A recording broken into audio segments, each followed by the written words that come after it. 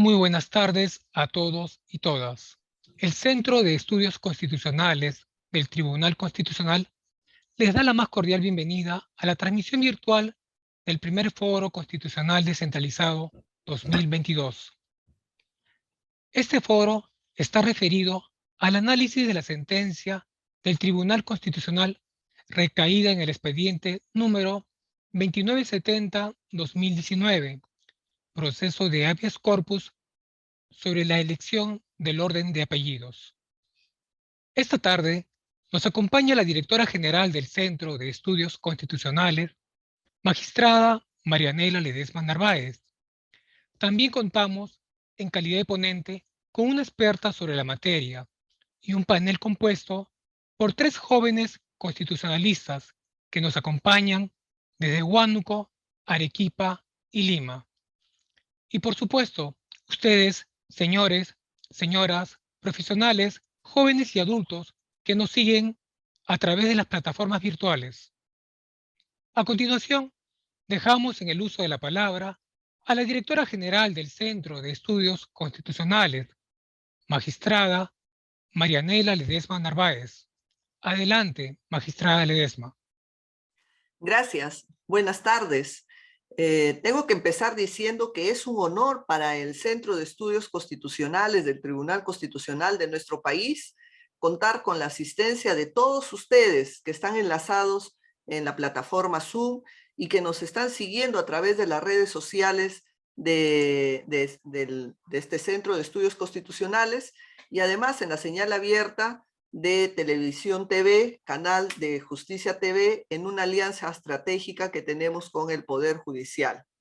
Hoy, como ya se ha señalado, vamos a abordar un tema fundamental en la identidad de una persona, como es la elección del orden de los apellidos. Este tema se ha elegido porque es el resultado de una sentencia que emitió el Tribunal Constitucional el año pasado, el año 2021, y somos conscientes que merece ser explicado, analizado y conocido por la ciudadanía.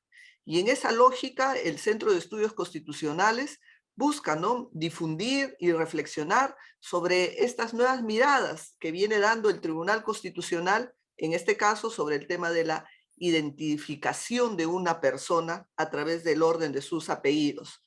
Los panelistas y la expositora, que es una especialista de lujo, nos va a dar luces sobre esta sentencia y sobre todo el impacto que tiene este nuevo análisis del orden de los apellidos en la vida social y sobre todo en el mundo jurídico.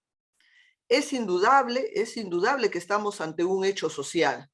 Y este hecho social va a tener un impacto en las diferentes personas, ciudadanos y ciudadanos de nuestro país, por estar referido al tema de la identidad de la persona, que se inicia no solo con el nombre, sino también con el apellido. Y en este caso, lo peculiar de esta decisión es el orden, la prelación que deben tener los apellidos, rompiendo con una vieja tradición o una vieja interpretación que se da al orden de los apellidos. Y que este orden, de todas maneras, va a implicar una identificación de la persona socialmente. Diría que la sentencia que emitimos el año pasado marca un antes y un después, y que se sustenta en algo básico y en algo elemental en la convivencia humana, que es el principio de igualdad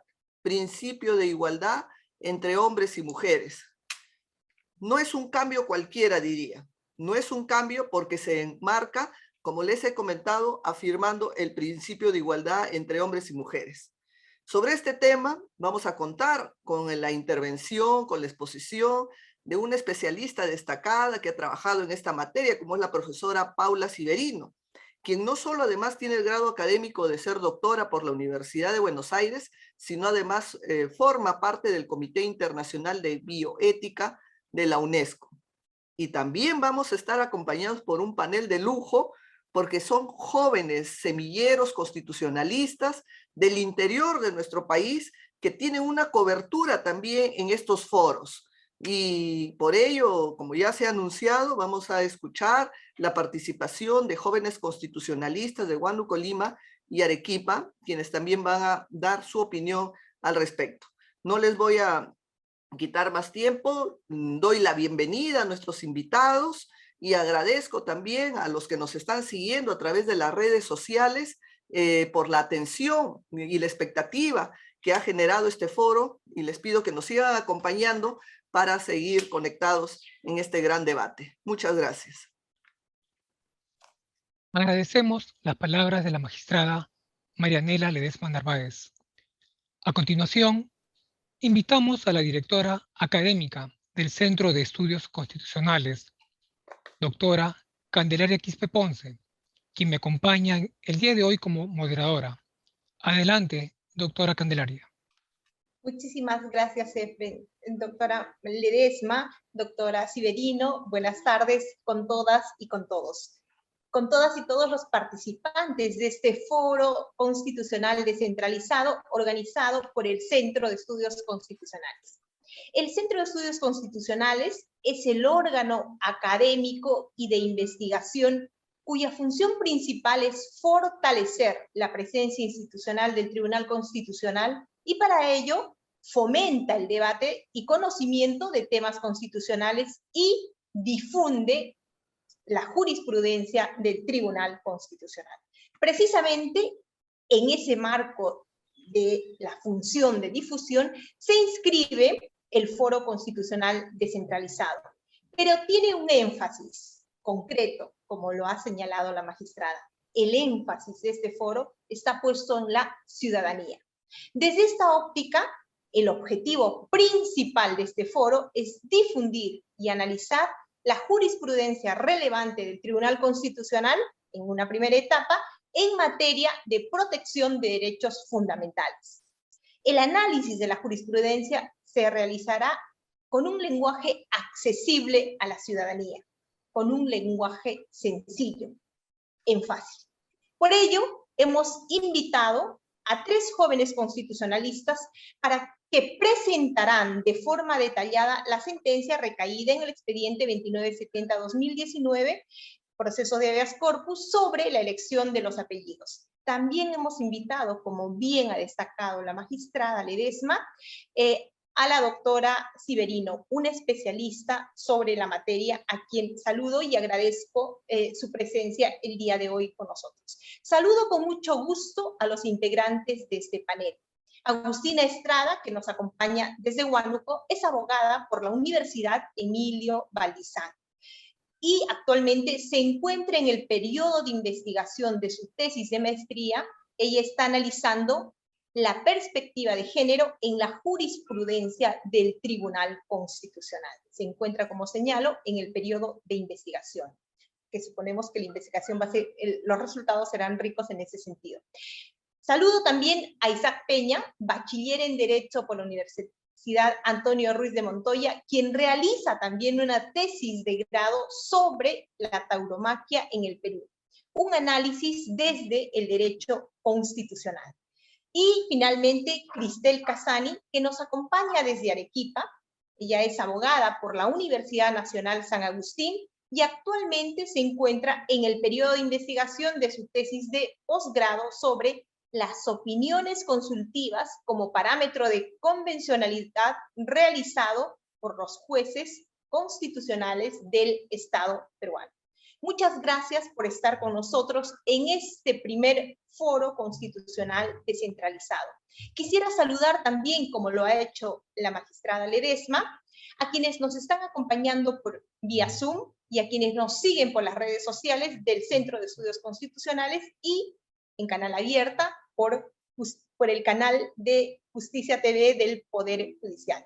Pues bien, el foro está estructurado en 3 partes. En la primera parte, los panelistas presentarán de manera detallada y sencilla la sentencia. La segunda parte está destinada a la ponencia de la doctora Severino, que analizará la sentencia. Y la tercera parte está destinada a la respectiva ronda de preguntas que los panelistas y el público formulen a nuestra ponente. Sin más preámbulo, quisiera empezar el foro formulando la siguiente pregunta. ¿Cuáles son los hechos del caso de la controversia que permiten que el Tribunal Constitucional se pronuncie en este caso. Cualquiera de los tres panelistas, adelante.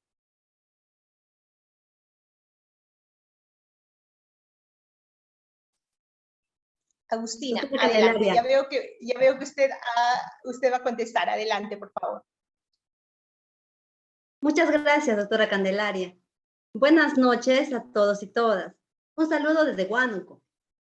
En primer lugar, quisiera agradecer de manera muy especial a la magistrada Marianela Ledesma Narváez por la invitación a este primer foro constitucional descentralizado. Bien, para explicar los hechos de este caso, voy a dividir mi presentación en tres partes.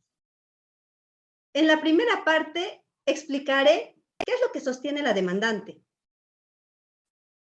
En la segunda parte daré a conocer qué es lo que sostiene el Procurador Público de RENIEC. Y finalmente explicaré qué es lo que resuelve el Poder Judicial en primera y segunda instancia. Como es de conocimiento de todos, en el Perú los procesos constitucionales inician en el Poder Judicial, como de hecho ha sucedido en este caso. Bien, vamos a la primera parte. ¿Qué es lo que alega la demandante? La demandante alega dos cuestiones esenciales. Alega que siempre ha llevado el apellido de su madre y en un momento posterior, a través de un procedimiento administrativo de reconocimiento de paternidad, se incorporó el apellido de su padre biológico cuando ya era adolescente. Como se aprecia, el primer apellido con el que siempre se ha identificado es el apellido materno. Al cumplir la mayoría de edad, la demandante solicita su DNI ante RENIEC. RENIEC no le entrega su DNI. Le dice que para la entrega de su documento nacional de identidad debe realizar la rectificación del orden de sus apellidos, de modo que se consigne primero el apellido de su padre, seguido por el de su madre. La demandante responde que la rectificación que RENIEC le solicita resulta lesiva a su derecho a la identidad, porque siempre ha llevado su apellido materno en primer lugar, durante toda su vida, y así se ha desenvuelto socialmente hasta la actualidad. ¿Qué argumenta la parte demandada? La Procuraduría Pública de Registro Nacional de Identificación y Estado Civil, RENIEC, sostiene que el artículo 20 del Código Civil dispone un orden de prelación de los apellidos. Primero el apellido paterno y luego el materno. Por lo que RENIEC considera que la demanda carece de sustento. Alega que la existencia de un acta de nacimiento consignando una estructura contraria a la dispuesta al ordenamiento jurídico implica la contravención del orden público y del principio de legalidad. Bueno, con estos argumentos, ¿qué es lo que se resuelve en primera instancia? El segundo juzgado mixto de Iñapari declara infundada la demanda, porque considera que la demandante no desea cumplir con el procedimiento administrativo para rectificar su acta de nacimiento, por lo que indica que RENIEC actuó de acuerdo a la normativa y no se han vulnerado sus derechos constitucionales de la demandante. Veamos qué resuelve la segunda instancia. En segunda instancia, la Sala Superior competente confirma la sentencia. ¿Bajo qué argumento? Considera que la demanda y la demandante desea imponer su voluntad por encima de lo que señala la ley, al pretender que RENIEC expida su DNI consignando como primer apellido el de su madre y en segundo término el de su padre, lo cual no es amparable a través de un proceso constitucional. Bien, ante la denegación en ambas instancias, la demandante interpone un recurso de agravio constitucional ante el Tribunal Constitucional.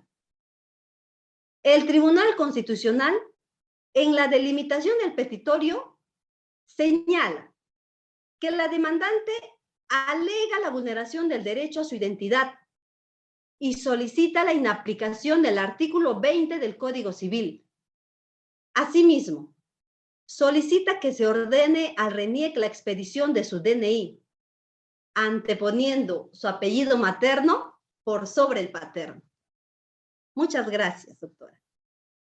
Muchas gracias, Agustina, por explicarnos así claramente cuáles son los hechos del caso, los argumentos de las partes y la respuesta tanto del procurador de RENIEC como la respuesta del Poder Judicial. Ahora, quisiera preguntar a los panelistas cuáles son los argumentos del Tribunal Constitucional para determinar si en este caso se han vulnerado los derechos alegados por la demandante. Adelante, por favor.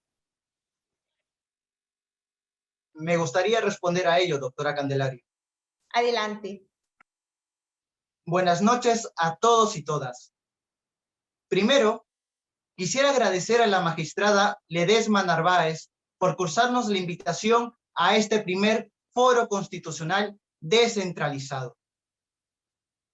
Antes de empezar, quisiera resaltar que la sentencia se conforma por el voto en mayoría, firmado por la magistrada Ledesma Narváez, los magistrados Espinosa Saldaña Barrera, Miranda Canales y el ex magistrado, en paz descanse, Ramos Núñez. Cabe resaltar que, al ser este un proceso de habeas corpus, basta con mayoría simple para formar una sentencia. Entonces, una vez delimitado el petitorio, para resolver el caso concreto, el Tribunal Constitucional se pregunta fundamentalmente lo siguiente: ¿puede inaplicarse lo establecido en el artículo 20 del Código Civil por vulnerar el derecho a la identidad al no permitir que la demandante lleve primero el apellido materno? Para responder esta pregunta, el tribunal decide abordar previamente 7 puntos. En el primer punto, desarrolla el derecho al nombre. Para ello, indica 3 aspectos: la definición, las características y su naturaleza jurídica. Para definir, utiliza la doctrina para decir que este es un signo estable de individualización que sirve para distinguir a cada persona de las demás. Respecto a las características, menciona 6 de acuerdo a su jurisprudencia. Por último, en cuanto a su naturaleza, muestra que este derecho es una manifestación de los derechos de la personalidad. En el segundo punto, este es el marco internacional del derecho al nombre. Aquí el TC menciona 2 temas: su reconocimiento en el artículo 18 de la Convención Americana y cómo en dicho ámbito supranacional se le vinculó con el derecho a la identidad, lo cual desarrolla tanto en la jurisprudencia de la Corte Interamericana como en una de sus opiniones consultivas. Es por dicha vinculación que en el tercer punto el tribunal se centra en la relación entre el derecho al nombre y el derecho a la identidad, pero ahora en el ámbito nacional. Así lo aborda desde 3 fuentes: la Constitución, la jurisprudencia y la legislación. Sobre la primera, indica que el derecho al nombre no se encuentra expresamente en la Constitución, pero se comprende dentro del derecho a la identidad, el cual se reconoce en su artículo 2.1. Así se ha desarrollado en su jurisprudencia y en la de la Corte Suprema. Por último, a nivel legislativo, el tribunal asevera que sí existe una regulación del derecho al nombre en los artículos 19 y 20 del Código Civil. Precisamente, este artículo 20 es el que genera la controversia. En ese sentido, en el cuarto punto, el TC se pregunta si el artículo 20 del Código Civil establece un orden determinado en la asignación de apellidos de los progenitores. Concluye citando un informe del RENIEC, el cual indica que cambiar el orden de apellidos implicaría contravenir el ordenamiento jurídico. No obstante, aceptar dicha interpretación conllevaría desestimar la demanda. Por ello, el TC decide analizar la constitucionalidad del citado artículo. Para analizar la constitucionalidad, el TC estima relevante desarrollar antes en el quinto punto el derecho a la igualdad y no discriminación de las mujeres por razón de sexo en la elección del nombre de los hijos e hijas. Así, primero el tribunal establece el marco normativo constitucional e internacional y lo desarrollado por su jurisprudencia. A partir de ello, en segundo lugar, lo enlaza con la prohibición de discriminación hacia las mujeres por razón de sexo. En tercer lugar, el TC realiza el análisis del caso concreto. Asevera que tanto bajo una interpretación literal como sistemática, el Código Civil no establece un orden de los apellidos paterno y materno, pues debe darse en concordancia con el principio de derecho de igualdad. En palabras del TC, el garantizar la posibilidad de que los padres puedan decidir libremente qué apellido debe ir primero, permite que exista igualdad de posibilidades tanto para el padre como la madre en el ámbito familiar. Para argumentar con mayor solidez, se ampara en lo señalado por la CEDAW. Por ello, el TC concluye que la posibilidad de que las madres escojan el primer apellido del hijo o hija sea el suyo, constituye una manifestación del principio de derecho de igualdad en el ámbito familiar. Previo a que el TC responda a la pregunta central mencionada al inicio, abona mayor contenido a su decisión. ¿Qué hace? En los puntos sexto y séptimo, incluye en su fundamentación legislación y jurisprudencia comparada sobre la libre elección en el orden de los apellidos. Cita las legislaciones de países como España, Portugal y Argentina, y jurisprudencia del Tribunal Europeo de Derechos Humanos y de la Corte Constitucional Colombiana. Podemos apreciar así, finalmente, que el Tribunal Constitucional identifica dos interpretaciones. Una primera sostenida por Reniec y una segunda interpretación realizada por el Tribunal bajo los métodos de interpretación literal y sistemática de dicho artículo a la luz de la Constitución y los tratados internacionales de derechos humanos. Consecuentemente, procede a analizar la inaplicación del artículo 20 del Código Civil. Esto sería por mi parte. Muchas gracias. Muchas gracias, Isaac, por explicarnos claramente cuál es el proceso argumentativo del Tribunal Constitucional. Creo que queda Cristel. Me gustaría preguntarle qué herramienta utiliza en este caso el Tribunal Constitucional para decidir si se inaplica o no el artículo 20 del Código Civil. Adelante. Gracias, doctora Candelaria. Muy buenas noches con todos y todas. Un saludo desde Arequipa. Permítame, antes de responder a la pregunta, agradecer a la magistrada Marianela Ledesma por la gentil invitación a este foro constitucional descentralizado. Bien, pues una vez realizado el análisis de los derechos vulnerados, el Tribunal Constitucional hace uso del control difuso de constitucionalidad. Esta es una herramienta que, como ha señalado en su jurisprudencia, le es reconocida a todos los jueces para declarar la inaplicación de una ley en todos aquellos casos en que resulte incompatible con la Constitución. Ahora bien, el sustento del RENIEC para denegar el otorgamiento del DNI a la demandante es el siguiente. La entidad indica que el artículo 20 del Código Civil establece la preferencia del apellido paterno sobre el materno. En ese sentido, el Tribunal Constitucional realiza control difuso de constitucionalidad de este artículo. Como el propio Tribunal Constitucional ha establecido en su jurisprudencia, existen 6 criterios que deben seguirse para proceder al control difuso de constitucionalidad de normas legales. Como primer criterio, debe verificarse la existencia de una norma legal autoaplicativa o, de ser el caso, verificar si en el acto cuestionado se ha aplicado una norma legal que se considera inconstitucional. Como hemos mencionado, la norma en cuestión es el artículo 20 del Código Civil, que establece: al hijo le corresponde el primer apellido del padre y el primero de la madre. En el presente caso, se aprecia que la denegatoria del otorgamiento del DNI a la demandante se sustenta en la aplicación del artículo 20 del Código Civil, que establece, según RENIEC, que el apellido de la madre, por su sola condición de mujer, será en todos los casos el segundo que se asignará al nombre del hijo. Dicho acto, a juicio del TC, es perjudicial para la demandante, quien quiere mantener su nombre llevando como primer apellido el materno, seguido de su apellido paterno. Además, el tribunal indica que no se ha tomado en cuenta que la demandante ha ejercido su derecho a la identidad en diversos ámbitos de su vida.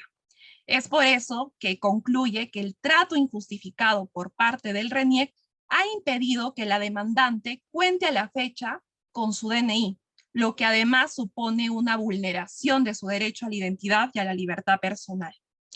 Asimismo, esta sentencia advierte lo mencionado por la CEDAW, tratado internacional que fue ratificado por el Perú en 1982. Por lo tanto, el Tribunal Constitucional señala que la interpretación que realiza el RENIEC del artículo cuestionado contribuye a fortalecer la histórica situación de inferioridad de la mujer en el ámbito familiar, y de otro lado impide que el Estado peruano cumpla con sus obligaciones internacionales. Como segundo criterio, el tribunal ha establecido que el control de constitucionalidad solo podrá practicarse siempre que la ley sobre la que se dude de su validez sea relevante para resolver la controversia sometida al juez. Sobre el particular es el artículo 20 del Código Civil, la disposición normativa mediante la cual se rechazó la entrega del DNI a la demandante. Y el RENIEC le ha ordenado que deberá rectificar el orden de sus apellidos con el paterno en primer lugar y el materno en segundo lugar para que pueda expedirle su DNI. El tercer criterio, relacionado con el anterior, consiste en identificar un perjuicio que la aplicación de la ley haya causado o pueda causar.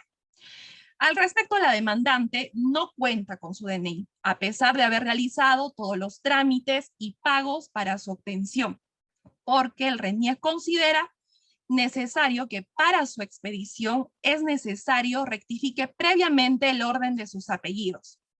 El tribunal indica que con ello se han afectado los siguientes derechos de la demandante: el derecho a la identidad, a no ser discriminada por razón de sexo, a la libertad personal, al libre desarrollo de la personalidad y muchos otros, en la medida que no puede ejercer su ciudadanía activa sin su DNI. Como cuarto criterio, se ha establecido verificar la inexistencia de un pronunciamiento previo del Tribunal Constitucional respecto a la constitucionalidad de la ley objeto de control. En este aspecto, el tribunal ha indicado que no existe un pronunciamiento anterior sobre la constitucionalidad del artículo 20 del Código Civil. Dadas las consecuencias que el ejercicio del control difuso puede tener sobre las leyes, el Tribunal Constitucional ha establecido como quinto criterio la búsqueda de otro sentido interpretativo que pueda salvar a la ley acusada de inconstitucionalidad. El tribunal observa que el artículo 20 del Código Civil presenta al menos dos sentidos interpretativos. El primero, que es sostenido por RENIEC, señala que el primer apellido paterno va en primer lugar seguido del primer apellido materno en la asignación del nombre. De acuerdo con el segundo sentido interpretativo, se entiende que el hijo tendrá primero el apellido paterno y materno, pero sin establecer un orden entre estos. El Tribunal Constitucional se adhiere a este último sentido interpretativo, pues es acorde con el principio de derecho de igualdad y lo señalado por la CEDAW, ya que se garantizan las mismas condiciones para que el padre y madre asignen el nombre de su hijo o hija. Luego de haber agotado los anteriores criterios, debe verificarse como último si la norma objeto del control difuso de constitucionalidad resulta evidentemente incompatible con la Constitución y así disponer su inaplicación al caso concreto. El tribunal ha señalado que establecer la prioridad del apellido paterno por sobre el materno en la asignación del nombre vulnera el principio de derecho de igualdad por razón de sexo. Además, con ello se avala la cosificación estereotipada que ha tenido la mujer en el ámbito familiar.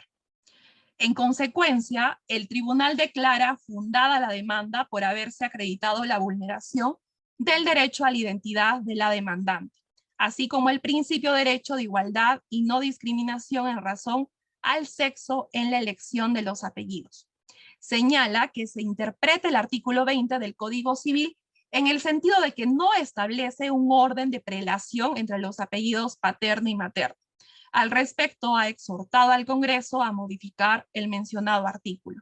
Asimismo, ha ordenado al RENIEC emita el DNI a la demandante con el nombre solicitado, es decir, con su apellido materno en primer lugar, seguido del paterno. Eso es todo por mi parte. Muchas gracias. Muchas gracias, Cristel, por explicarnos tan claramente. Bien, como ustedes han señalado, esta es una sentencia que no tiene unanimidad, sino son 4 votos. Esto es, hay votos singulares. ¿Podría alguno de ustedes explicarnos qué dicen esos votos singulares? Adelante. Si me permite, doctora Candelaria, muchas gracias. Adelante. Como se ha señalado, esta sentencia ha declarado fundada la demanda, pero con los votos de solo 4 magistrados. Por ello, voy a presentar brevemente los otros 3 votos singulares de los magistrados Ferrero Costa, Blume Fortini y Sardón de Taboada, que en realidad son 2 votos, pues el magistrado Ferrero Costa se adhiere al voto del magistrado Blume Fortini. A juicio del magistrado Blume, la demanda debe declararse fundada en parte, en cuanto al extremo de inaplicar el artículo 20 del Código Civil. Sostiene que debe desestimarse por 2 razones. La primera es debido a que no existe controversia respecto de los progenitores o la identidad de la demandante.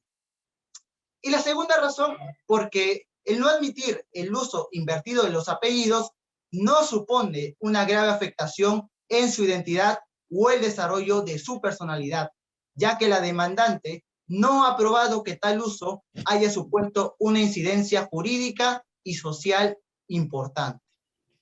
Por otro lado, el magistrado Blume estima que la demanda debe ser declarada fundada por la vulneración del derecho a la identidad y a no ser privada del DNI de la demandante.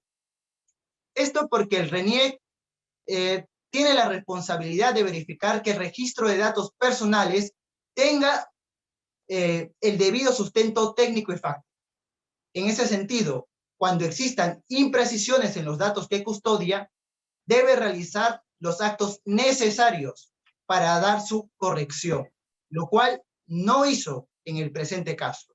Es más, en vez de dar solución a la discrepancia que generó, RENIEC denegó la emisión del DNI de la demandante hasta que ella inicie el procedimiento de rectificación de partida de nacimiento ante la autoridad competente.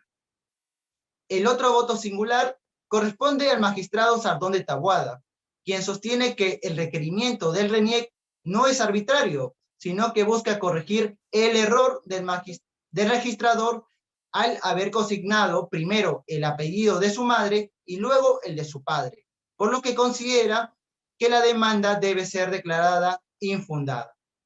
Esto sería todo por mi parte. Doctora Candelaria, muchas gracias. Muchísimas gracias a nuestros panelistas por habernos explicado la sentencia. Como habíamos señalado, esta primera parte está destinada fundamentalmente a la ciudadanía. Intentamos presentar como ha emitido la sentencia del Tribunal Constitucional. Esta segunda parte es sumamente importante porque tenemos el análisis de la sentencia. Los panelistas nos han presentado la sentencia y ahora la doctora Paula Civerino, a quien tengo el gusto de presentar. Ella es, como ya ha señalado, la magistrada Ledesma, doctora en Derecho por la Universidad de Buenos Aires y miembro del Comité Internacional de Bioética de la UNESCO, una especialista en el tema y tiene una amplia, una gama de publicaciones al respecto, ¿no? Sin más preámbulo, doctora Civerino, nuevamente bienvenida y le dejo en el uso de la palabra. Tiene usted 20 minutos. Adelante. Muchísimas gracias. ante todo agradezco profundamente a la magistrada, a la doctora Ledesma, por la cordial invitación y también por su trabajo tan significativo y tan inspirador, por la huella que deja a través de las sentencias en el Tribunal Constitucional y que abren la puerta para todas las y los operadores del derecho para seguir trabajando en pos de la ampliación de derechos en general y de la ampliación de los derechos de las mujeres y las personas LGBT en particular. Y a la doctora Quispe por la estupenda organización de este foro. Me honra también compartir este espacio con jóvenes constitucionalistas de distintas partes del Perú, que es mi segunda casa. Muy bien, esta sentencia es una sentencia, la verdad, muy trascendente, donde tenemos por lo menos 4 elementos importantísimos que podemos señalar. El tiempo es sintético, así que es breve, así que voy a tratar de ser sintética, por supuesto que luego estaremos abiertos a precisiones en las preguntas, y voy a tratar de ser también lo más didáctica posible. ¿Cuáles son estos elementos que para mí son importantísimos? Primero, la aplicación del enfoque de género en materia de sentencias judiciales y el reconocimiento de la discriminación estructural de las mujeres. Eso me parece un primer elemento fundamental. Segundo, el desarrollo del derecho a la identidad. El TC ya había empezado a hacerlo, ya lo hizo en un par de sentencias anteriores, y particularmente en la sentencia de Romero Saldarriaga del 2016, en el voto de los magistrados tuve la posibilidad también, el honor de ser citada. Trabajo este tema hace más de 20 años. Tercer tema, los estereotipos de género. Esto es un tema importantísimo que vamos a dejar para la segunda parte de mi exposición, como les voy a explicar, para poder ahondar un poco más en qué podemos hacer todos y cada uno de los que estamos hoy aquí para erradicar los estereotipos de género en nuestra sociedad. Y hay otros 2 temas que también me trae a la reflexión, que aunque no los desarrollemos, sí vale la pena mencionarlos. En primer lugar, algo que sí me gustaría hablar un poco, que es la importancia de la mirada desde la constitucionalización y convencionalización del derecho versus una mirada del formalismo jurídico. Eso me parece esencial. Y por otra parte, el rol, porque esto interpela de manera profunda, yo ahora lo estoy enunciando, después voy a explicar cada uno de estos elementos, nos interpela de manera profunda en relación al rol que tienen las juezas y jueces como uno de los engranajes fundamentales en el sistema de pesos y contrapesos de una democracia. Y por otra parte, y no puedo evitar la mención, vuelve a hacernos reflexionar, por lo menos a mí, acerca de no tanto el rol de la RENIEC, pero sí la forma del razonamiento legal, es decir, cuál es la cultura jurídica dentro de este órgano tan importante que es la RENIEC, que lo hace siempre desde un legalismo obstructivo de derechos humanos. Y debo decirlo con pena, porque como abogada que asesora el litigio estratégico y consultora en muchos casos en el Perú, lamentablemente me toca tener enfrente a RENIEC siempre en casos vinculados al derecho a la identidad, desde una visión legalista y obstructiva de derechos. Entonces, me parece que algo que muy válidamente uno se puede cuestionar tiene que ver con la cultura jurídica en esta institución y cómo podríamos, ¿no es cierto? Y me parece que esta sentencia es una herramienta súper importante para poder ir moviendo las escalas de interpretación, alejándolas del legalismo jurídico. Voy a empezar con el derecho a la identidad, es mi derecho fetiche, lo he estudiado durante años, así que lo he puesto primero para un poco cerrar esta idea y después quedarnos con la segunda parte. La importancia del derecho a la identidad. El derecho a la identidad es un derecho fundamental, la Constitución peruana lo reconoce de manera expresa, a diferencia de otras cartas en la región.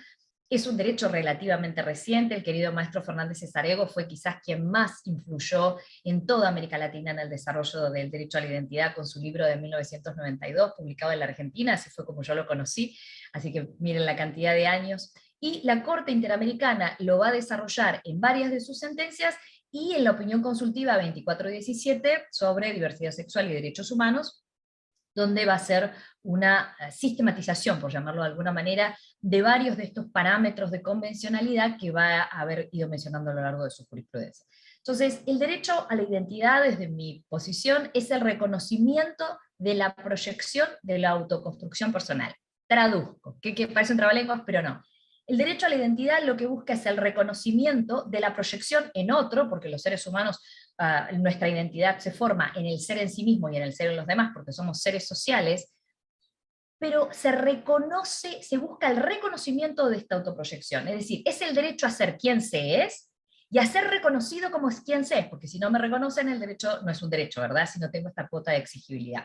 Mientras que la identificación tiene un doble carácter, tiene este carácter de actividad estatal, de control, de orden público, como se menciona en la sentencia, pero tiene un elemento que para mí es clave y que he desarrollado en escrito ya hace muchos años, que es el de ser el nexo social de la identidad. Es decir, ¿por qué yo debería, qué relación entre mi identidad y el DNI? Y ahí es donde para mí en la explicación de la identificación como nexo social de la identidad, aquello que permite este link entre todo este sujeto que yo soy y cómo quiero que me reconozcan, y un instrumento muy concreto que va a plasmar en un momento concreto estos datos y me va a representar a través de un vocablo, como es mi nombre, como es mi apellido, me va a representar socialmente y me va a representar en el imaginario de otros. Entonces, mi lugar social va a tener un nexo fundamental entre la identificación y la identidad.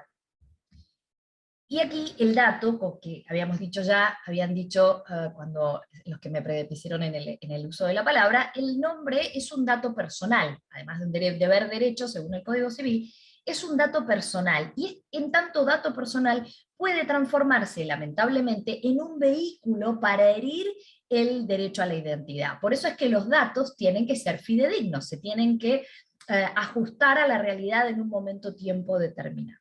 Y el no reconocimiento de la identidad supone básicamente, como es en el caso de las personas transgénero, la muerte civil en la práctica de la persona en sociedad. Por eso es fundamental. Entonces, sirva este reconocimiento, sirva este momento también para recordar que el Perú no tiene, pese a la manda de la opinión consultiva 2417, y lo fundamental que, como vemos en este caso, es el derecho a la identidad, no tiene una ley de identidad de género. Derecho a la identidad tiene un link directo, una raigambre muy fuerte con el reconocimiento de la personalidad jurídica, con la libertad, con la privacidad, con el libre desarrollo de la personalidad.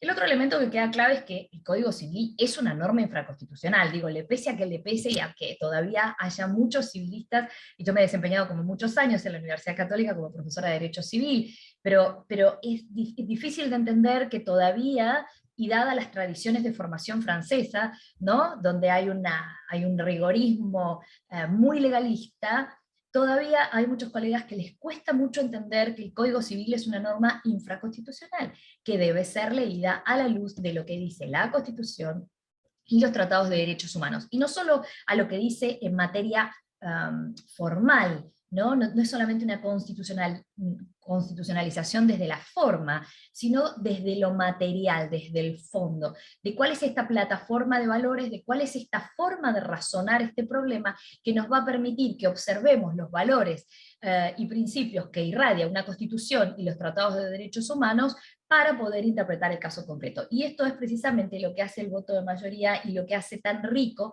y tan interesante el voto de mayoría. Por otra parte, este voto es un estupendo ejemplo de la aplicación del enfoque de género y la tarea de cambio social y ampliación de derechos que le corresponde a la judicatura, ¿no? Porque el derecho tiene esta doble posibilidad. Por una parte es un sistema que cristaliza, es un sistema de poder que puede resultar muy opresor, ¿no es cierto? Es patriarcal, etc. Y por otra parte tiene también esta potencia de habilitar espacios de libertad y de desarrollo social. Muy bien, hay una cosa que cuando hablamos de enfoque de género me parece que es muy importante distinguir, sobre todo en una coyuntura particular como la que estamos viviendo en estos días, que es, ¿existe la ideología de género? ¿Es lo mismo la ideología de género que el enfoque de género? No, claro que no. ¿Por qué? Porque la ideología de género no existe, me temo que es un recurso de marketing de aquellos que no están muy de acuerdo con que las mujeres tengamos los mismos derechos y los mismos espacios para ejercer esos derechos que tienen los varones, porque ¿qué es el patriarcado? El patriarcado es un sistema de creencias, y este sistema de creencias ¿en qué se apoya? Bueno, se apoya en una idea muy curiosa, pero que durante miles de años tuvo mucho poder, hasta hace 50 años atrás, hasta antes de ayer, y es que los varones son superiores a las mujeres. No solo en una superioridad física, sino moral, intelectual, y obviamente esto lo veíamos plasmado, como les decía, en el derecho. Entonces, hasta hace pocos años atrás, las mujeres no podían elegir el domicilio conyugal, no tenían la representación de los hijos en la patria potestad, si trabajaban tenían que tener autorización del marido, etc. Como un resabio de esta inferioridad legal, moral, existencial, lo digo entre comillas, ¿no?, de las mujeres, es que queda la cuestión de la prelación de los apellidos, asumiendo o regulando que el primer apellido va a ser el apellido paterno, porque los hijos se los va a reconocer como hijos del varón, aun cuando, en un caso como en el que relata esta sentencia, El reconocimiento del varón vino muchos años después, con la joven ya adolescente, y ya habiendo transitado toda una vida con el apellido, identificándose con su nombre y los apellidos de su madre. Entonces, ¿existe la ideología de género? No, no existe. Lo que existe es el enfoque de género. ¿Y el enfoque de género de qué se desprende? Primero, que el enfoque de género se desprende de los tratados de derechos humanos y de las construcciones que se han hecho en relación a los derechos de las mujeres. Si piensan, los derechos de las mujeres son muy recientes. Recién en los años 70, la Agenda de Naciones Unidas coloca a los derechos de las mujeres como verdaderos derechos humanos, y entiende que la violencia, por ejemplo, es una de las más graves, es una violación de derechos humanos, y no solamente es un hecho privado. Entonces, estamos viendo que hace poquísimo tiempo. Dentro de ello destacan a nivel interamericano, la convención es global, la convención de la CEDAW, que es de la eliminación de toda forma de discriminación contra la mujer, y la que es regional, que es la Convención Belém do Pará, que últimamente, en estos últimos años, la Corte Interamericana de Derechos Humanos, que sabemos que es intérprete vinculante de la convención, la viene incorporando de manera sucesiva en sus sentencias. De hecho, en las últimas hay varios criterios en este sentido. Entonces, ¿por qué es importante el enfoque de género? Primero, porque es obligatorio. Esto me parece súper importante recalcarlo. No es que, bueno, ¿qué hacemos? ¿Aplicamos o no aplicamos el enfoque de género? Votemos. No. Es un imperativo legal y convencional, ambas cosas, por la legislación peruana y por los tratados de derechos humanos de los que es parte del Perú. Entonces, ¿y en qué consiste? Bueno, pues es una herramienta analítica, es una herramienta de análisis. Imagínense que son como unas gafas, como unos anteojos, que yo me coloco para poder mirar una situación que siempre la habíamos mirado desde el punto de vista de la naturalización de la superioridad de los varones en una sociedad, y ahora la vamos a ver considerando las características, las necesidades, las particularidades y las desventajas de las mujeres. Históricamente, a ver, cualquiera que haya visto una serie, no les digo que lean historia, pero cualquier serie o película de época van a ver que las mujeres éramos siempre propiedad de alguien, ¿no? De un padre, de un marido, de un hermano, que las mujeres eran violadas y que eran compradas y vendidas como esclavas y como botines de guerra. Entonces, el enfoque de género me obliga a ver dónde están las mujeres y a entender que hay una discriminación estructural. El Sistema Interamericano de Derechos Humanos considera que los estados tienen obligaciones reforzadas de protección frente a situaciones de discriminación estructural de grupos históricamente discriminados, como es el caso, ¿no es cierto?, como es el caso de las mujeres. Entonces, ¿por qué es importante entender esto de que durante miles de años las mujeres hemos sido propiedad de otro y nuestro cuerpo ha sido un campo de guerra? Porque esto está en el inconsciente colectivo, en el inconsciente familiar. ¿Esto qué quiere decir? Que las bromas, los insultos, los chistes y las actitudes cotidianas, como, no sé, de repente uno cruzó mal una esquina, anda a lavar los platos, ¿de dónde cree usted que sale? ¿No es cierto? Todo esto está muy atravesado en niveles profundos culturales, pero no solo de la cultura que hoy vivimos, sino de cientos, de miles en realidad, de años de cultura, y por eso es que son difíciles de erradicar, y por eso requieren un compromiso sostenido, constante y de todos los poderes del Estado. Y en ese sentido es para celebrar el voto de mayoría en esta sentencia, porque precisamente va hacia ese lugar. Entonces, al momento de analizar el artículo 20 del Código Civil, básicamente lo que, como bien han explicado quienes me precedieron en el uso de la palabra, básicamente lo que dicen es, bueno, esta prelación no es una prelación natural. ¿Por qué tendríamos que corregirla? Entonces, ¿qué le vamos a aplicar? ¿Vamos a aplicar el legalismo de lo que dice el Código Civil, o vamos a ver qué es lo que pasa en la confrontación del derecho a la identidad? Entonces, ahí es donde yo les decía de la importancia de, por un lado, aplicar el enfoque de género, porque si yo no aplico el enfoque de género me va a costar mucho entender ver esta situación, como que problematizar, como que aquí efectivamente tengo una cuestión jurídica de dilucidar. Y por otra parte, esta visión de constitucionalización y convencionalización del derecho privado, que es fundamental. Entonces, como decíamos, los estereotipos son moldes, son creencias, y el patriarcado es el conjunto de estos sistemas de creencias que se basa en la superioridad supuesta de los varones por sobre las mujeres. ¿Y qué es lo que pasa? Juzgar o evaluar una situación en función de estereotipos de género, ya ha dicho el Comité de Derechos Humanos hace ya unos cuantos, casi 10 años, que es una violación de derechos humanos en sí misma. Utilizar estereotipos de género, ténganlo presente por las, ¿no es cierto?, las distintas cosas que escuchamos en nuestros ambientes en el Perú. el juzgar o el evaluar una situación con estereotipos de género es una violación de derechos humanos en sí misma. Y es la plataforma fundamental que engendra violencia contra las mujeres y contra las personas LGBT. ¿Por qué? Porque cuando uno quiere salirse, ¿qué es lo que dice el estereotipo? Que las buenas mujeres son las que se comportan de una determinada manera, que hay formas correctas e incorrectas en las que un varón y una mujer se comportan, y que si se salen de ese molde van a ser socialmente sancionados. Entonces, si ustedes se acuerdan, hace un año y tanto atrás, hubo una sentencia muy aberrante en la cual se exoneró a un presunto violador por la cuestión de cuál era la prenda íntima que llevaba la muchacha que había sido violada.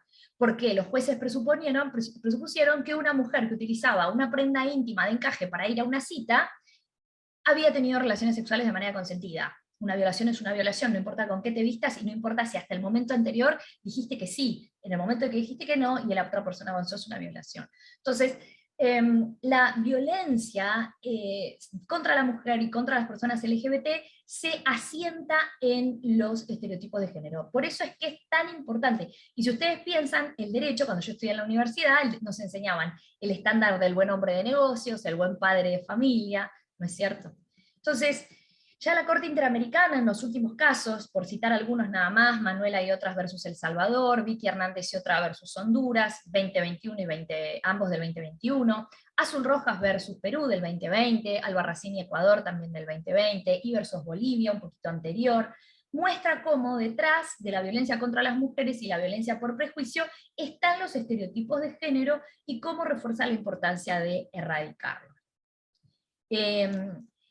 A ver, rápidamente, me interesa utilizar mis últimos 3 minutos en cómo podemos erradicar los estereotipos, ¿no? Entonces, la danza del derecho es una danza que se genera por la tensión entre lo individual y lo social, ¿no? Entre cómo protegemos los intereses del ser humano, su proyecto de vida, su dignidad, como integrante de una sociedad que tiene que regirse por parámetros predecibles, generables y aplicables a todas las personas. Es esta tensión constante entre seguridad y libertad.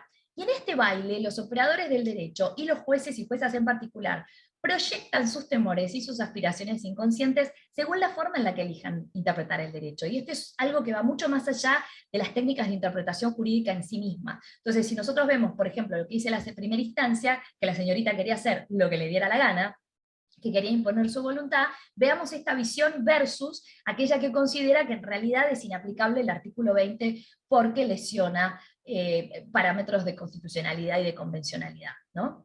Ahora, ¿cómo podemos erradicar? O sea, creo que hay una enorme tarea de trabajo con las y los operadores del derecho en materia de gestión emocional, en materia de erradicación de sesgos inconscientes, nos damos un curso sobre eso.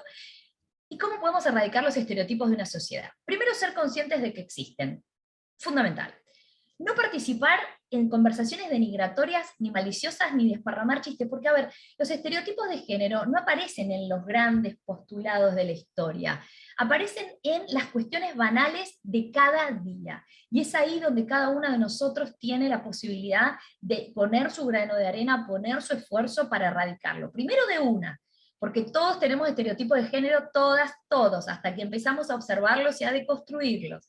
¿Qué quiere decir deconstruirlo? Los observo, dejo que me incomoden, me siento incómoda, me cuestiono y decido tener otras creencias y cambiar mi conducta. Y en este camino involucro a las personas que me rodean. Entonces, no participo en conversaciones que denigren a personas en general y a las mujeres en particular, a conversaciones maliciosas, conversaciones con chismes, nunca jamás. Media vuelta y me voy. O propongo otro tema jurídico, la jardinería, la maravillosa gastronomía peruana, lo que les guste, pero me salgo de ese lugar. Porque estoy construyendo democracia cuando estoy haciendo eso, estoy construyendo paz en la sociedad cuando estoy haciendo eso. Si soy una mujer, nunca jamás hablar mal de otra mujer, esto es sororidad básica. Si soy un varón, lo mismo, ¿no? Se critican conductas, no argumentos, no personas. No participo, nunca jamás, ¿en qué conversaciones no participo? Forma de los cuerpos, gordo, flaco, alto, bajo, moreno, más blanca, nunca. ¿En qué tiene puesto? La ropa, que si la falda es muy corta, que si es muy larga, que si el escote, que si es apropiado, que si es inapropiada. El color del pelo, mira, no se pinta las canas, no me las pinto más. Los hábitos, las conductas sexuales, no se habla ni se discute, esos son temas de la privacidad que nada tienen que hacer en una conversación pública y mucho menos avalar el doble estándar sexual en las conductas entre varones y mujeres. Tener conversaciones incómodas, conversaciones con nuestros círculos íntimos en donde hablemos de estas cosas. Promover las charlas sobre estos temas. Cuestionar de una manera educada pero muy firme a quien sí hace estos comentarios. No los dejemos pasar. No hace falta armar un escándalo, pero sí un cuestionamiento firme, y a veces ese cuestionamiento se puede hacer con humor, a veces ese cuestionamiento se puede hacer simplemente repreguntando, ¿y por qué dijiste esto? ¿Y qué quiere decir esto que estás diciendo? ¿No? Es muy importante. Otra cosa, ya con esto voy cerrando, por favor, para que tendríamos toda otra sesión para hablar de esto, pero no vuelvan a decir ni a permitir que los hombres no ayudan, no colaboran en la casa, ¿no? Como si vivieran, sabrá uno, ay, te lavé los platos, me pregunto en qué habrás comido, no, porque hice la cama, habrá dormido en el piso el buen hombre. O sea, ni los hombres son héroes porque llevan a los niños al colegio, ¿no? Digo yo, ¿de dónde habrá salido ese niño? ¿Quién será su padre? Entonces, me parece que es importante que todos asumamos nuestra responsabilidad. Finalmente, y con esto sí, ya me despido, transmitirles esta idea que hace muchos años que milito, que es que el derecho es amor en acción. De todos y cada uno de nosotros depende la manera en la que encaramos el ejercicio de nuestra profesión, cualquiera sea el espacio en el que nos toca desempeñarnos. Si yo me levanto cada mañana y pienso que el derecho es un sistema de control social o un conjunto de normas, bueno, voy a tener un desempeño en mi profesión. Pero si yo entiendo que el derecho es amor en acción, definitivamente lo voy a tomar como un servicio a la comunidad, voy a estar construyendo democracia, ciertamente voy a estar haciendo mi vida mucho más plena, y por cierto, yo puedo ser una abogada feroz y ser alguien que practica el derecho como amor en acción. Así que los invito a compartir esta idea, y bueno, estoy abierta, por supuesto, a intervenciones y preguntas. Muchas gracias. Agradecemos la presentación de la doctora Severino y también por el análisis de la sentencia. A continuación, iniciamos la tercera ronda del foro, con las preguntas de los panelistas. La primera en formular la pregunta es Agustina, quien podrá formular preguntas que considere pertinentes. Adelante, Agustina. Tiene usted el uso de la palabra, perdón. Muchas gracias. Doctora Paula Severino, me honro poder compartir con usted este espacio. Me gustaría formularle la siguiente pregunta. Doctora, entonces, a partir de esta sentencia, ¿significa que las ciudadanas de Puno, Cusco, Ayacucho o cualquier otra región del Perú pueden acercarse a las oficinas de RENIEC e inscribir a sus hijos o hijas con el apellido materno en primer lugar? ¿Qué pasa si RENIEC se niega? Muchas gracias. Bueno, gracias Agustina por tu pregunta. Es una muy buena pregunta, de hecho. Vamos a ver, la sentencia tiene dos elementos en este sentido que nos orientan, ¿no? El primer elemento es que establece que se trata de un caso de control difuso y por lo tanto de inaplicabilidad del artículo 20. Por lo tanto, en la medida en la que es un ejercicio de control difuso, la inaplicabilidad se entiende para el caso concreto. Ahora, tiene un segundo elemento, la sentencia, que dice cuál es la interpretación que se le tiene que dar al artículo 20. Y en esto hay una parte muy interesante en la sentencia en la cual recordemos que siempre intentamos, cuando estamos viendo la inconstitucionalidad o la inaplicabilidad de una norma, estamos buscando, el intérprete debiera buscar aquella interpretación que permita conservar la norma dentro del ordenamiento jurídico, porque la expulsión de una norma del orden jurídico ya es como una situación bastante límite. Entonces, dentro de esta posibilidad, yo tengo la posibilidad de hacer una interpretación integrativa o una interpretación, digamos, que sea afín a la pauta constitucional y convencional. Y en ese sentido es que el Tribunal Constitucional, en su voto mayoritario, toma esta opción y dice, bueno, no vamos a expulsar el artículo 20 del ordenamiento jurídico, pero vamos a establecer que a partir del momento, no recuerdo si de la publicación de la sentencia, si no me falla la memoria, a partir de ese momento, la interpretación del artículo 20 tiene que entenderse en el sentido que si existe la posibilidad de escribir apellido paterno y materno, pero ello no implica el orden de prelación. Por lo tanto, debiera aceptarse tanto que inscriban primero a las mujeres, tanto que se inscriba el apellido materno primero, como que se inscriba el apellido paterno. Por lo tanto, contestando a tu pregunta, sí, si alguien concurre con su niño y desea inscribirlo, y desean colocar primero los apellidos maternos, yo entiendo que tiene la potestad de hacerlo en función no de la inaplicabilidad del artículo, porque insisto, eso es para el caso concreto, sino de la pauta de la sentencia, de la parte resolutiva, donde establece la interpretación del artículo 20. Ahora, si me preguntas a mí, pago por ver que el RENIEC te va a decir que sí. Hay un tercer elemento, por esto que yo comentaba al inicio de mi conversación. Hay un tercer elemento que considera la sentencia, la parte resolutiva, y me parece importante, y que tiene que ver con una exhortación al legislador para poder resolver las cuestiones de cómo hacer ante las cuestiones de controversia, si no se ponen de acuerdo los padres, cómo hacerlo, ¿no? Entonces, bueno, ahí está este tercer elemento que es la exhortación al legislador. Uno cabría preguntar si el mismo RENIEC no podría dar esa pauta, porque lo de fondo ya está decidido entre el Código Civil y el TC, pero bueno, de nuevo, no me parece que esa sea la tendencia en el RENIEC, pero espero haber contestado la pregunta.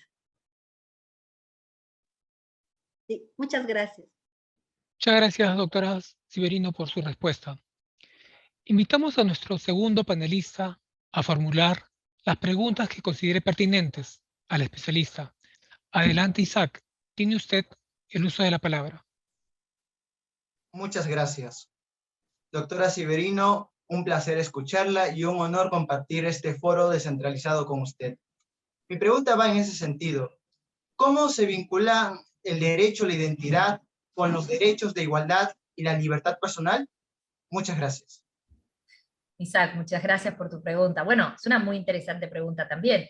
El derecho a la identidad tiene dos características, digamos, es un derecho que tiene varias características. Una de ellas es el ser un derecho en sí mismo, quizás una de las más relevantes desde mi punto de vista, es que es un derecho en sí mismo y es un derecho de carácter instrumental, es decir, que el reconocimiento del derecho a la identidad permite el ejercicio y el goce de otros derechos. Por eso es que, y esto está explicitado en la sentencia, por eso es que resulta fundamental que todas las personas, independientemente de su orientación, de su identidad de género, se les reconozca de manera efectiva su derecho a la identidad. Porque es la herramienta para que yo pueda ejercer cualquier otro derecho.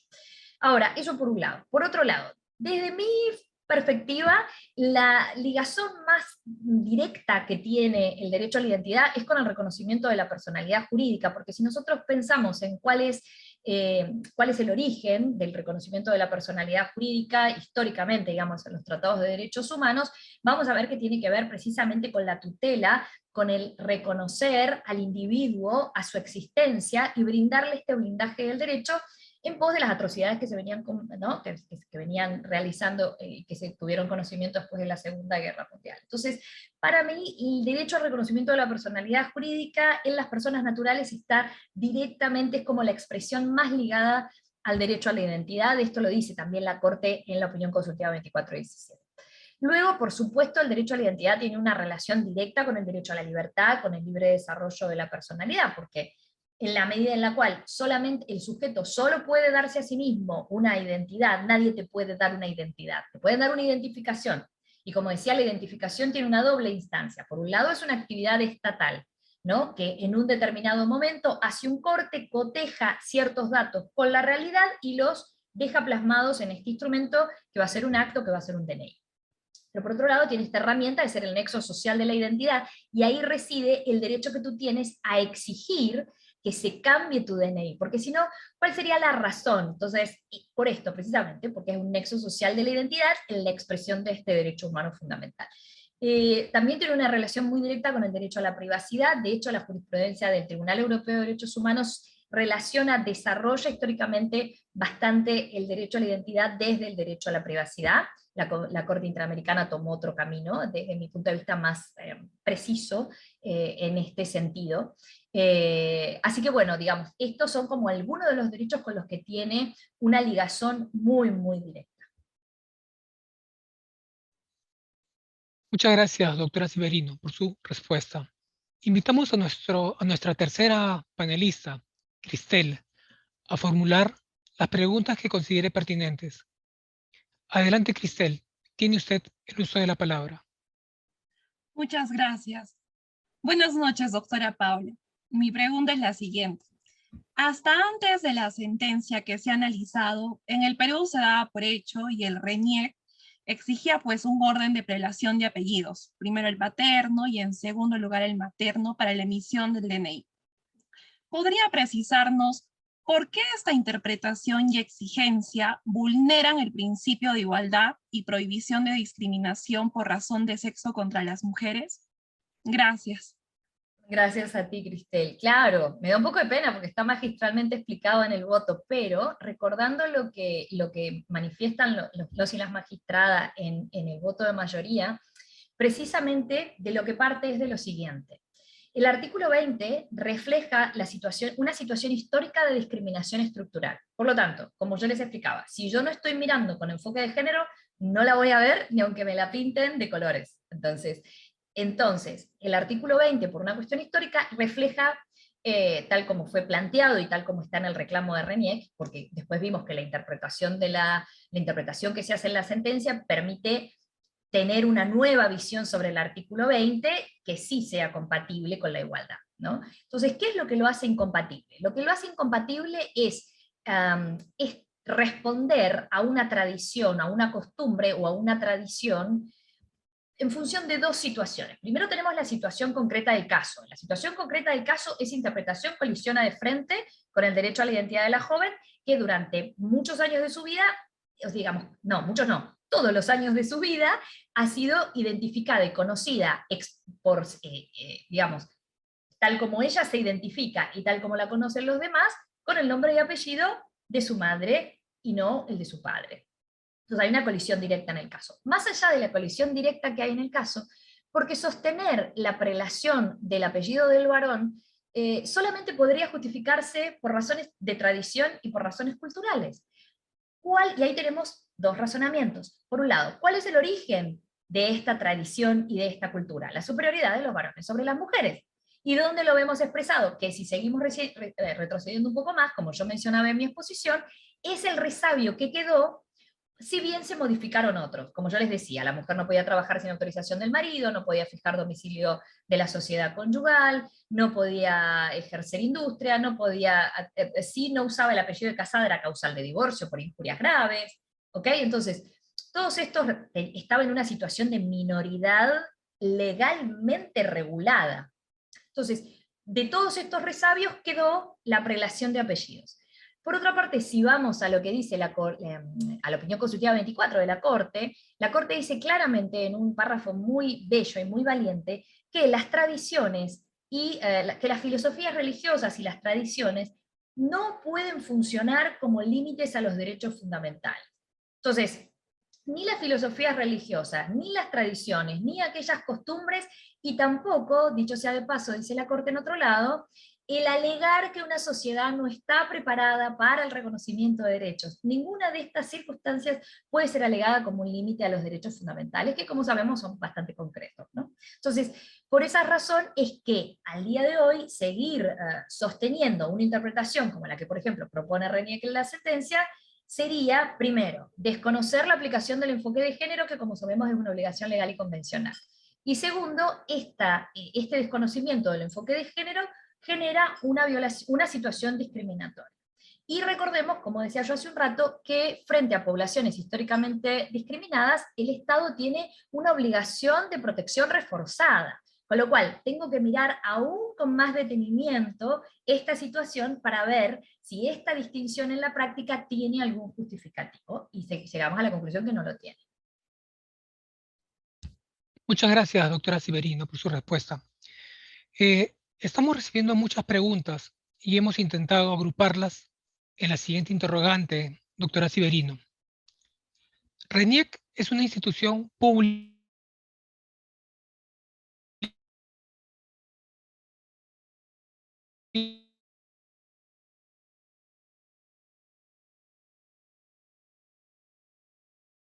de la ley con un orden concreto de apellidos. ¿No cree usted que RENIEC solo estaba cumpliendo la ley? ¿Cómo debió responder RENIEC desde una perspectiva constitucional? Ay, me encanta la pregunta. Muchas gracias, Efraín, por haberla sintetizado de una manera tan precisa. Vamos a ver. Primero, ¿RENIEC es un órgano del Estado? Sí, y por lo tanto sus acciones engendran responsabilidad del Estado peruano. En segundo lugar, sabemos, por una larga jurisprudencia de la Corte Interamericana de Derechos Humanos, que El control de convencionalidad, esto es, la posibilidad de confrontar una norma o una situación concreta con la manda no solo de la Constitución, sino de las normas de derechos humanos y de lo que de ellas digan sus intérpretes vinculantes, como son la Comisión y la Corte Interamericana, no solamente es una directiva orientada hacia la judicatura, sino que la Corte ha avalado ya hace años el control de convencionalidad difuso, es decir, cualquier operador del derecho en cualquier instancia, incluso las instancias administrativas, hay algunos magistrados que han rechinado los dientes por esto, pero como abogada en derechos humanos que soy, lógicamente no tengo ninguna dificultad al respecto, pero la misma Corte ha propuesto este control de convencionalidad difuso, inclusive hasta en las instancias administrativas. Eso quiere decir que la RENIEC tranquilamente puede hacer una interpretación integrativa y no una interpretación legalista.